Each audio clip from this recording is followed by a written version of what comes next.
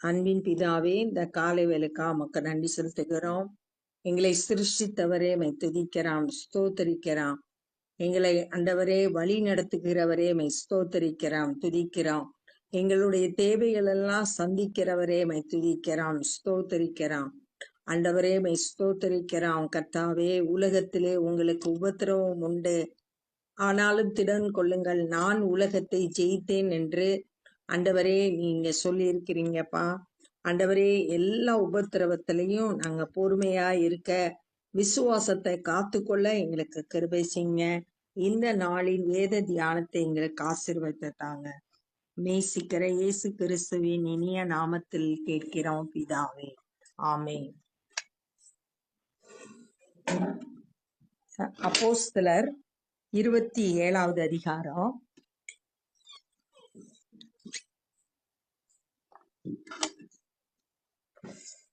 வசனம் 17வது வசனம். அதை அவர்கள் தூக்கி எடுத்த பின்பு பல உபாயங்களை செய்து கப்பலை சுற்றி கட்டி சொறி மணலிலே விழுமோ என்று பயந்து பாய்களை இறக்கி இவ்விதமாய் கொண்டு போகப்பட்டார்கள். இப்ப பயங்கர காத்து, கப்பல் பயங்கர சேதம் அடைய போற நிலைமையில இருக்கு. எங்க சொறி மணல்ல சிக்கிருமோ அப்படின்னு சொல்லிட்டு கப்பலுக்கு இது பாய்களை எல்லாம் இறக்கி அதை பாதுகாக்கிறதுக்கு என்னென்ன உபாயங்களை செய்யணுமோ எல்லாம் செய்யறாங்க. மேலும் பெருங்காற்று மலையில் நாங்கள் மிகவும் அடிபட்டபடியினால் மறுநாளில் சில சரக்குகளை கடலில் எறிந்தார்கள். அவங்க கூட கொண்டு வந்திருந்த ஒருவேளை சாப்பாட்டுக்கான கோதுமையா இருக்கலாம், சில சரக்குகளை வெயிட்டா இருக்கக்கூடியத தூக்கி கடல்ல போட்டாங்க. ஏன்னா கப்பலுக்கு சேதம் வந்துடக்கூடாதுன்னு சொல்லிட்டு கப்பலை லகுவாக்குறதுக்காக சரக்குகளை கீழே போடுறாங்க. 3ஆம் நாளிலே கப்பலின் தளவாடங்களை எங்கள் கைகளினாலே எடுத்து எறிந்தோம். கப்பல்ல இருக்கிற பொருட்களை, இன்னும் கொஞ்சம் பொருட்களை எடுத்து எடுத்து வெளியே எறிகிறாங்க. அநேக நாளாய் சூரியனாவது நட்சத்திரங்களாவது காணப்படாமல் மிகுந்த பெருங்காற்று மழையும் அடித்து கொண்டிருந்தபடியால், சூரியனை பார்த்தே ரொம்ப நாள் ஆயிடுச்சு. சூரியன் நட்சத்திரம் இதெல்லாம் தோன்றும் போது மழை முடிஞ்சிரும் அப்படின்ற நம்பிக்கை ஏற்படலாம். ஆனா இப்ப அதுவே காணப்படல. ஆனா காத்து மழை அதெல்லாம் அடிச்சுக்கிட்டே இருந்தது. மிகுந்த பெருங்காற்று மழை அடித்து கொண்டிருந்ததனால் இனி தப்பி பிழைப்போம் என்னும் நம்பிக்கை முழுமையும் அற்று போயிற்று. சூழ்நிலைய பார்த்தா தப்பிக்கிறதுக்கு வழியே இல்லை. இவங்க அத்தனை பேரும் தப்பி பிழைப்போன்ற நம்பிக்கையற்ற நிலைமைக்கு அவங்க வந்துட்டாங்க. அநேக நாள் அவர்கள் போஜனம் பண்ணாமல் இருந்தபோது பவுல் அவர்கள் நடுவிலே நின்று, நிறைய நாள் சாப்பிடல, அவங்களால சாப்பிட முடியல. சாப்பிடாம இருந்ததுனால பவுல் எழுந்து நின்று, மனுஷரே, இந்த வருத்தமும் சேதமும் வராதபடிக்கு என் சொல்லை கேட்டு கிரேத்தா தீவை விட்டு புறப்படாமல் இருக்க வேண்டியதாய் இருந்தது. ஆனா பவுல் ஏற்கனவே எச்சரிக்கையா சொன்னாரு. 10வது வசனத்துல நம்ம பார்த்தோம், இங்கே இருப்போம், கிரேத்தா தீவிலே இருப்போம், நம்ம போனா நம்ம உயிருக்கு சேதம் ஏற்படும் அப்படின்னு எச்சரிக்கை பண்ணியிருந்தேன். ஆனா நீங்க அந்த இதை கேட்கல அப்படின்னு சொல்லிட்டு அவர் சொல்லிட்டு, ஆகிலும் திட மனதாய் இருங்கள் என்று இப்பொழுது உங்களுக்கு தைரியம் சொல்லுகிறேன். இப்ப நம்பிக்கையற்ற சூழ்நிலையில பவுல் அந்த கப்பல்ல இருந்த அத்தனை பேருக்கும் ஒரு திட மனதா இருங்க அப்படின்னு சொல்லிட்டு தைரியம் சொல்றார். அவருக்குள்ள விசுவாசம் இருக்கு. அந்த விசுவாசம் வார்த்தைகள்ல வெளிப்படுது. திட மனதா இருங்க அப்படின்னு சொல்லிட்டு தைரியம் சொல்றார். தைரியம் வந்து விசுவாசத்தினால உண்டாகிற தைரியத்துல அவர் பேசுகிறார். கர்த்தர் வந்து என்னை சேதத்துக்கு விலக்கி காப்பாரு அப்படின்ற தைரியம் அவருக்குள்ள இருந்தது. கப்பல் சேதமே அல்லாமல் உங்களில் ஒருவனுக்கும் பிராண சேதம் வராது. கப்பல் சேதம் அடையும், ஆனா உங்களுக்கு யாருக்கும் சேதம் ஏற்படாது அப்படின்னு சொல்லிட்டு பவுல் வந்து அந்த கப்பல்ல சொல்றார். ஏனெனில் என்னை ஆட்கொண்டவரும் நான் சேவிக்கிறவருமான தேவனுடைய தூதனானவன் இந்த ராத்திரியிலே என்னிடத்தில் வந்து நின்று. ஏன் அப்படி சொல்றேன் அப்படின்ற காரணத்தையும் சொல்றார். ராத்திரியில தேவனால அனுப்பப்பட்ட தேவதூதன் என்னை ஆட்கொண்டவரும் நான் என்ன ஆளுகை செய்கிறவரும் நான் அவரை சேவிக்கிறேன். அப்படிப்பட்ட தேவனுடைய தூதன் ஒரு செய்தியை கொண்டு வந்தாரு. அந்த தேவதூதன் என்னிடத்தில் வந்து, பவுலே பயப்படாதே, நீ ராயனுக்கு முன்பாக நிற்க வேண்டும்.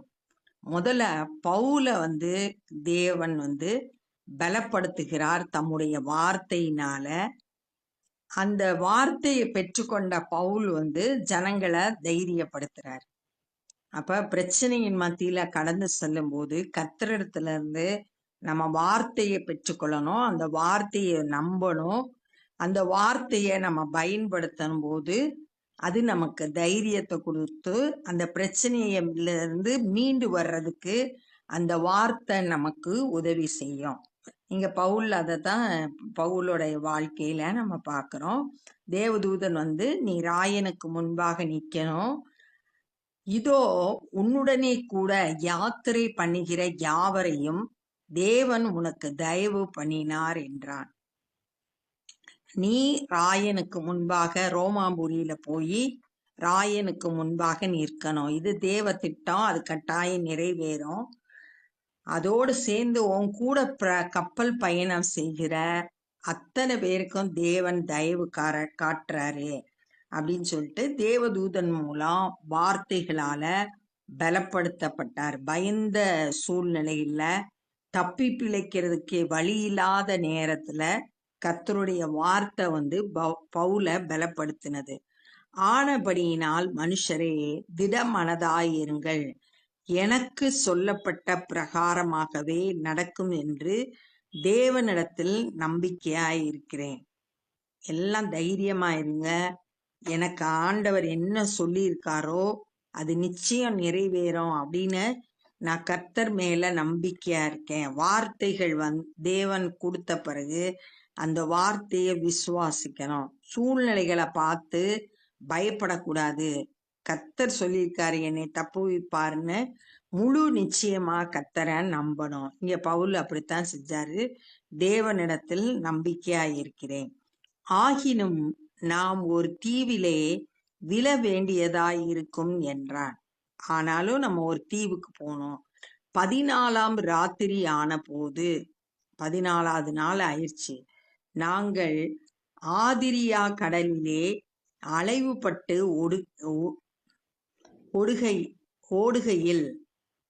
ஓடுகையில் நடுச்சாமத்திலே கப்பல் ஆட்கள் ஒரு கரை கிட்டி வருகிறதென்று தோன்றிற்று. கப்பல் ஆட்களுக்கு கரை வர்ற மாதிரி தோணுச்சு. இவங்க போயிட்டு இருக்கப்ப கரை பக்கத்துல இருக்கிற மாதிரி கப்பல்ல பணி செய்யறவங்களுக்கு நடுச்சாமத்துல தோன்றுச்சு. உடனே அவர்கள் விழுது விட்டு 20 பாகம் என்று கண்டார்கள். அதனோட தண்ணியோட ஆழம் 20 பாகம்னு சொல்றது 40 மீட்டர் ஆழத்துல இருந்தது. சற்று புறம் போன போது மறுபடியும் விழுது விட்டு 15 பாகம் என்று கண்டார்கள். திரும்ப கொஞ்ச தூரம் போன பிறகு 30 மீட்டர் ஆழத்துல இருந்துச்சு. ஆழம் குறையுது. பாறை இடங்களில் விழுவோம் என்று பயந்து, எங்க பாறை இருக்கிற இடத்துல போய் கப்பல் சிக்கிருமோ அப்படின்னு பயந்து பின்னணியத்திலிருந்து 4 நங்கூரங்களை போட்டு, பின்னாடி கப்பலோட பின்னணியத்துல 4 நங்கூரங்களை போட்டு அப்படி நிக்கிறதுக்கு நங்கூரத்தை பயன்படுத்துவாங்க. அந்த நங்கூரங்களை போட்டு பொழுது எப்பொழுது விடியுமோ என்று இருந்தார்கள். எப்ப விடியும், பொழுது எப்ப விடியும் அப்படின்னு சொல்லிட்டு அவங்க காத்து கொண்டு இருந்தார்கள். எப்ப இந்த பிரச்சனையெல்லாம் மாறும், எப்ப நமக்கு ஒரு வெளிச்சத்தை காண்போம். ஏன்னா சூரியனே இல்லாம அவங்க கடந்து வர்றாங்க. எப்பொழுது பொழுது விடியும் அப்படின்னு சொல்லிட்டு ஒரு எதிர்பார்ப்போட காத்திருந்தாங்க. அப்பொழுது கப்பல் ஆட்கள் கப்பலை விட்டு ஓடி போக வகை தேடி, கப்பல்ல வேலை செய்கிற ஒரு கூட்டம் என்ன செய்யுதுன்னா, எப்படியாச்சும் நம்ம தப்பிச்சா போதும், மற்றவங்களை பத்திய கரிசனை இல்லாம தான் மட்டும் தப்பிச்சா போதும்னு சொல்லிட்டு கப்பலை விட்டு ஓடுறதுக்கு வகை தேடி முன்னணியத்திலே நங்கூரங்களை போட போகிற பாவனையாய் படவை கடலில் இறக்குகிறேன். போய் முன்னாடி வந்து நங்கூரம் போடுற மாதிரி நடிச்சாங்க. அதுக்கு போற மாதிரி கப்பலை படகை எடுத்து கடல்ல இறக்குறதுக்கு நடிச்சுக்கிட்டு இருந்தாங்க. பவுல் நூற்றுக்கதிபதியையும் சேவகரையும் நோக்கி, ஆனா பவுலுக்கு இது தெரிஞ்சிருச்சு, இவங்க வந்து தப்பிச்சு போறதுக்கு வழி செய்யறாங்க அப்படின்றத கண்டுபிடிச்சு நூற்றுக்கதிபதிகிட்டையும் சேவகர்கிட்டையும், அவங்கதான் வந்து கைதிகளுக்கு பொறுப்பானவங்க, அவங்கள நோக்கி, இவர்கள் கப்பலில் இராவிட்டால் நீங்கள் தப்பி பிழைக்க மாட்டீர்கள் என்றார். இந்த கப்பல் ஆட்கள் தப்பிச்சு ஓடிட்டாங்கன்னா நீங்க பிழைக்க முடியாது அப்படின்னு சொல்லிட்டு பவுல் வந்து அவங்களுக்கு எச்சரிக்கையா நடக்க போறத குறிச்சு எச்சரிக்கை பண்றத பார்த்தோம். அப்ப இந்த நாள்ல என்னெல்லாம் கற்றுக்கொண்டோம்னா, கப்பல் வந்து கடுங்காற்றுல சிக்கி மூழ்கி போற நிலைமைக்கு வந்துருச்சு. அவங்க வந்து கப்பல்ல இருக்க சரக்குகள் தளவாடங்கள் எல்லாம் தூக்கி போட்டாங்க. அவங்க சூரியன் நட்சத்திரங்கள் இதெல்லாம் பார்த்து ரொம்ப நாள் ஆயிடுச்சு. பெரிய காத்து மழை பயங்கரமா அடிக்கிறது. இனிமேல் தப்பி பிழைக்கிறதுக்கு வழியே இல்லை, நம்பிக்கையே இல்லை. அப்படிப்பட்ட சூழ்நிலையில சோர்ந்து போய் இருக்கிறப்ப பவுல் வந்து அவங்களோடு பேசுறாங்க. தைரியமா இருங்க, கப்பலுக்கு மட்டும்தான் சேதம் ஏற்படும், யாருக்கும் உயிர் சேதம் ஏற்படாது.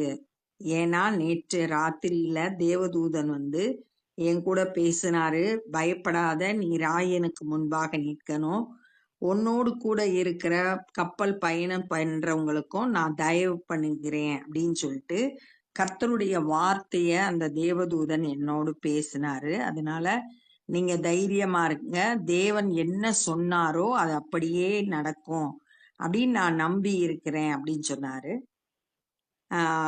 அந்த நடுராத்திரியில வந்து அவங்க வந்து கப்பல் ஆட்கள் வந்து ஏதோ ஒரு கரை பக்கத்துல தெரிகிற மாதிரி இருந்துச்சு. அவங்க வந்து கப்பலோட பின்னணியத்துல 4 நங்கூரத்தை போட்டுட்டு எப்ப பொழுது விடியும் அப்படின்னு சொல்லிட்டு காத்துக்கிட்டு இருந்தாங்க. அதற்கிடையில கப்பல்ல இருக்க ஆட்கள் தாங்க தப்பிச்சா போதும் அப்படின்னு சொல்லிட்டு முன்னணியத்துல நங்கூரம் போடுற மாதிரி நடிச்சு படகை கடல்ல இறக்கும் போது பவுல் அதை கண்டுபிடிச்சிட்டாரு.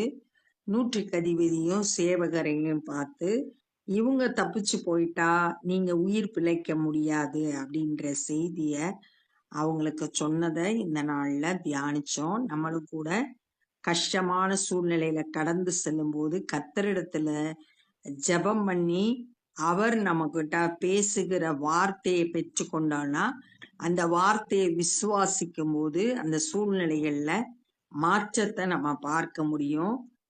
அந்த ஆபத்தான சூழ்நிலைகள்ல கர்த்தருடைய கரம் நம்மளை பாதுகாத்து அந்த சூழ்நிலைகள்ல மாற்றத்தை ஏற்படுத்தும். எப்பேற்பட்ட நம்பிக்கையற்ற சூழ்நிலையா இருந்தாலும் கர்த்தரால மாற்ற முடியும் அப்படின்றத இந்த நாள்ல கற்றுக்கொண்டோம். இப்ப நம்ம ஜெபம் பண்ண போறோம். அன்பின் பிதாவே, இந்த நாள்ல கூட திடமனதாயிருங்கள் அப்படின்ற ஆண்டவரே, பயப்படாதீங்க, திடமனதாயிருங்க அப்படின்ற வார்த்தைகளை தியானிக்க கர்த்தர் கொடுத்த கிருபைக்காக உமக்கு நன்றி. நம்பிக்கை இல்லாத சூழ்நிலையில கூட பவுல் உம்முடைய வார்த்தையை விசுவாசித்து உறுதியாய் பற்றி கொண்டதை நாங்க தியானித்தோம். நாங்களும் ஆண்டவரே கடந்து செல்கிற பாதைகள்ல பிரச்சனைகள் போராட்டங்களை சந்திக்கும் போது தளர்ந்து போகாம விசுவாசத்துல உறுதியாய் நின்று எல்லா சூழ்நிலையிலையும் ஜெயம் எடுக்க இங்க ஒவ்வொருவருக்கும் கிருபை தாங்க. நீங்க எங்க கூட இருக்கிறீங்கன்ற விசுவாசத்தோடு ஆண்டவரே நாங்க எல்லா போராட்டத்திலும் ஜெயம் எடுக்க உதவி செய்யுங்க. இந்த நாள்ல சுவிசேஷ பணியை செய்கிற ஒவ்வொருவரையும் கரத்தில் எடுத்து பயன்படுத்துங்க. அநேகர் ரட்சிக்கப்பட உதவி செய்யுங்க. நாங்களும் எங்களால் இயன்ற ஊழியங்களை செய்து உம்முடைய நாமத்தை மகிமைப்படுத்த கிருபை தாங்க. எல்லா துதி கன மகிமையும் மக்கே செலுத்துகிறோம். நேசிக்கிற இயேசு கிறிஸ்துவின் இனிய நாமத்தில் கேட்கிறோம் பிதாவே, ஆமென். என் ஆத்துமாவே கர்த்தரை ஸ்தோத்திரி, என் முழுவலுமே பரிசுத்த நாமத்தை ஸ்தோத்திரி. என் ஆத்துமாவே கர்த்தரை ஸ்தோத்திரி, கர்த்தர் செய்த சகல உபகாரங்களை மறவாதே. ஆமென். God bless you.